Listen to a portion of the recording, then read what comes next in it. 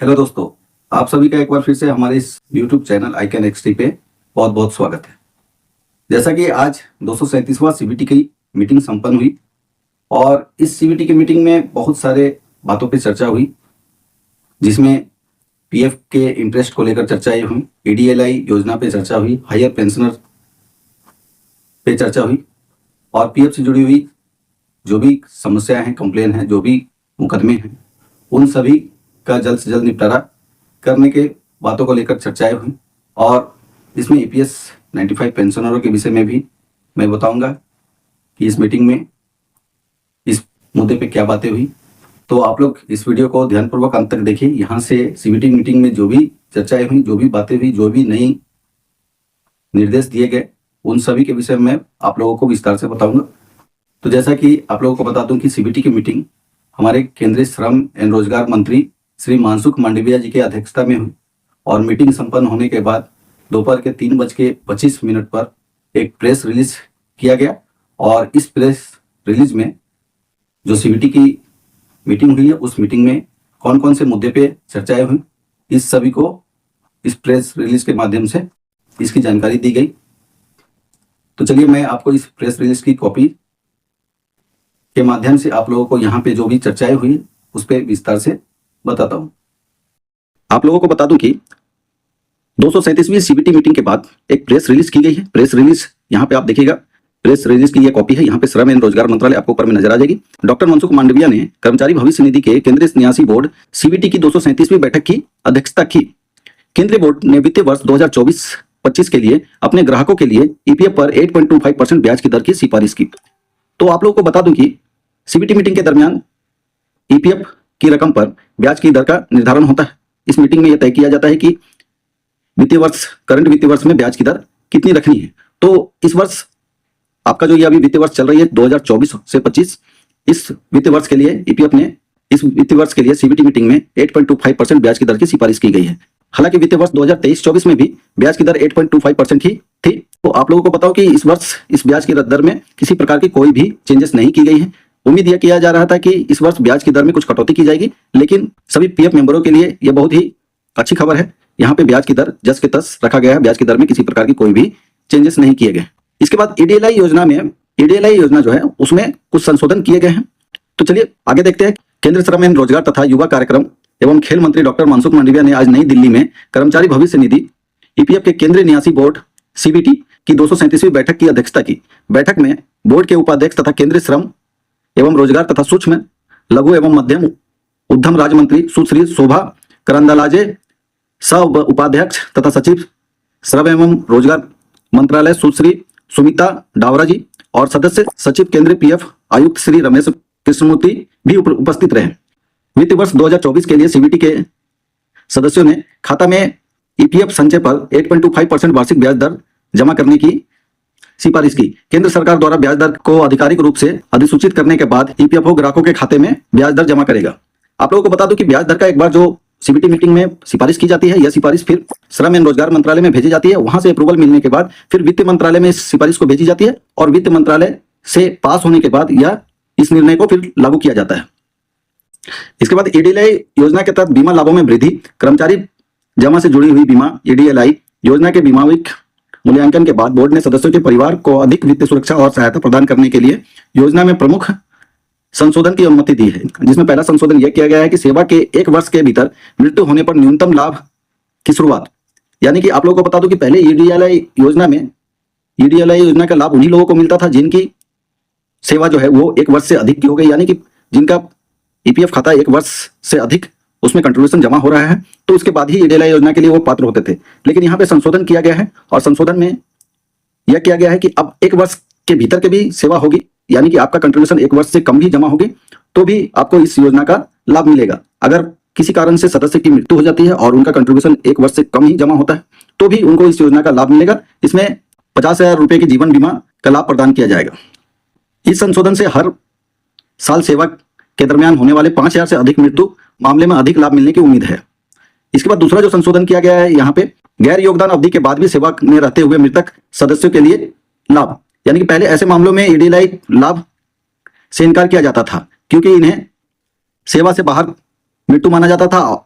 अब यदि किसी सदस्य को अपनी अंतिम अंशदान प्राप्त करने के 6 महीने के भीतर निधन होने पर ईडीएलआई लाभ स्वीकार्य होगा, बशर्ते सदस्य का नाम रोल से हटाया ना गया हो। इस संशोधन से अनुमान है कि हर वर्ष ऐसी मृत्यु के 14,000 से अधिक मामलों में लाभ मिलेंगे। यानी कि पहले जो भी ऐसे सदस्य होते थे जिनकी कंट्रीब्यूशन जमा होती थी, अंशदान जमा होती थी, और अंशदान जमा होने के बाद जिस महीने से अंशदान बंद होती थी उस महीने के बाद उसके बाद से अगर सदस्य की मृत्यु हो जाती है तो उसको ईडीएलआई योजना की लाभ नहीं मिलेगी। लेकिन अभी यहाँ पे संशोधन किया गया है, आपका अंशदान जिस मंथ में जमा होगा, जिस भी महीने में जमा होगा, उससे 6 महीने बाद तक अगर किसी कारणवश सदस्य की मृत्यु हो जाती है तो ईडीएलआई योजना का लाभ उनके फैमिली मेंबर को मिलेगी।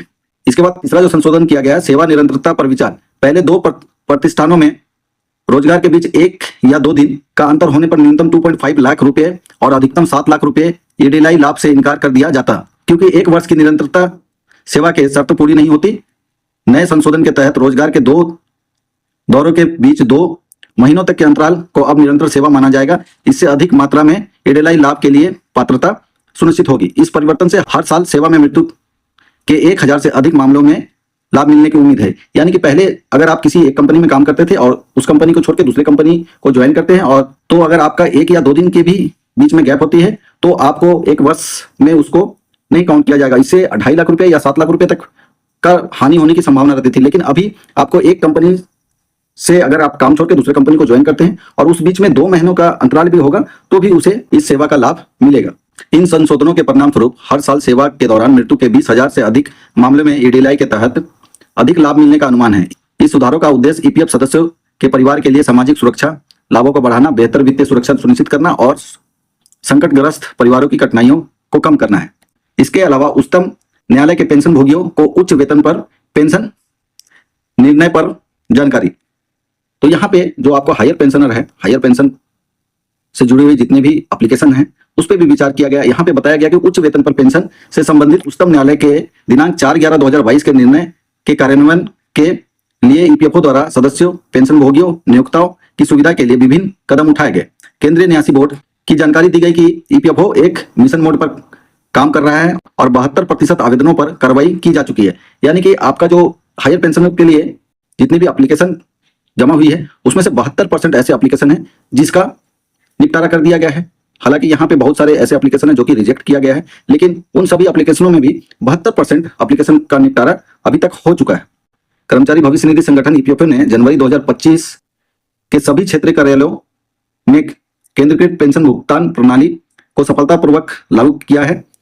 इस प्रणाली के तहत सभी क्षेत्रीय कार्यालयों के लिए पेंशन भुगतान स्टेट बैंक की नई दिल्ली शाखा में बनाए गए एक केंद्रीकृत पेंशन संवितरण खाते के माध्यम से वितरित किए जाते हैं।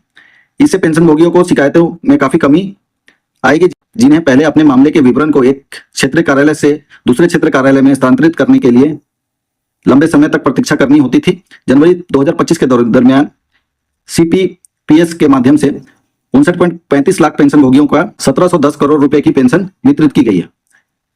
इसके अलावा नुकसान को तर्कसंगत बनाना और मुकदमेबाजी को कम करना, इस पर भी यहाँ पे चर्चा की गई है। मुकदमेबाजी के प्रमुख कारणों में से एक पीएफ बकाया के विलंब प्रेषण के लिए हर्जाना लगाने के मामले में 14/6/2024 के राजपत्र अधिसूचना के माध्यम से हर्जाना लगाने की दर को युक्तिसंगत बनाकर देरी के लिए 1% प्रति माह कर दिया गया है। यह अधिसूचना की तिथि यानी कि जून 2024 के बाद की चूक के लिए प्रभावी है। इस अवधि से पहले हुई चूक के संबंध में लागू हर्जाने की दर को 2 महीने की दर की देरी के लिए 5% से लेकर 6 महीने से अधिक की देरी के लिए 25% तक है। इस स्थिति को कम करने और मुकदमेबाजी को कम करने और नियंत्रित करने के उद्देश्य से एक वैधानिक प्रणाली शुरू करने पर चर्चा की गई, जिसमें देरी के लिए 1% प्रति माह की दर से हर्जाना जमा करने पर मामला में स्वतः कमी आएगी। इसके बाद यहाँ पे ईपीएफओ के वार्षिक बजट को भी अनुमति दी गई। इस सीबीटी मीटिंग में ईपीएफ के वार्षिक जो बजट होती है उसके लिए भी अनुमति दी गई।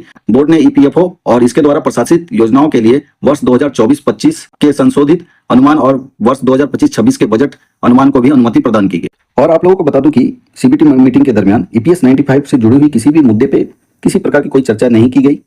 यहाँ पर ईपीएस 95 के जितने भी पेंशन धारक थे उन लोगों को यह उम्मीद थी कि ईपीएस 95 से जुड़ी हुई मुद्दे, उनके जो मुख्य मांग है 7,500 रुपये मिनिमम पेंशन की राशि प्लस डीए और मेडिकल की सुविधा, तो इससे जुड़ी हुई किसी प्रकार की कोई भी चर्चा इस सीबीटी मीटिंग के दरमियान नहीं की गई। इससे जितने भी ईपीएस 95 के जो पेंशन धारक है उन लोगों में काफी निराशा देखा गया। यहाँ पे ईपीएस 95 से जुड़े हुए जितने भी पेंशनर थे उन लोगों को एक उम्मीद थी कि ये जो 237वां सीबीटी का मीटिंग होने वाली है, इस मीटिंग में इनके मुद्दे पर भी कुछ न कुछ निर्णय लिया जाएगा, लेकिन यहाँ पे इनके मुद्दे को बिल्कुल ही छुआ ही नहीं गया। इनके मुद्दे पर किसी भी प्रकार की कोई भी चर्चाएं नहीं हुई, जिस कारण से जितने भी ईपीएस 95 के पेंशनर हैं उन लोगों के बीच बहुत ही निराशा हुई। तो यही जानकारी आप लोगों तक पहुंचानी थी। जानकारी अच्छी लगी हो तो आप लोग हमारी इस वीडियो को ज़्यादा से ज़्यादा शेयर करें। चैनल पे पहली बार वीडियो देख रहे हैं तो चैनल को सब्सक्राइब भी अवश्य कर दीजिए। वीडियो अच्छी लगी तो लाइक करना ना भूलें। और अगर किसी प्रकार की पीएफ से या ईपीएस 95 से जुड़ी हुई कोई भी क्वेरी है, आप लोगों को किसी प्रकार की कोई भी प्रश्न है, तो आप लोग हमारे कमेंट वाले बॉक्स में जाकर कमेंट कीजिए। मैं आप लोगों का कमेंट का रिप्लाई अवश्य करूंगा। वीडियो देखने के लिए आप सभी का बहुत बहुत धन्यवाद।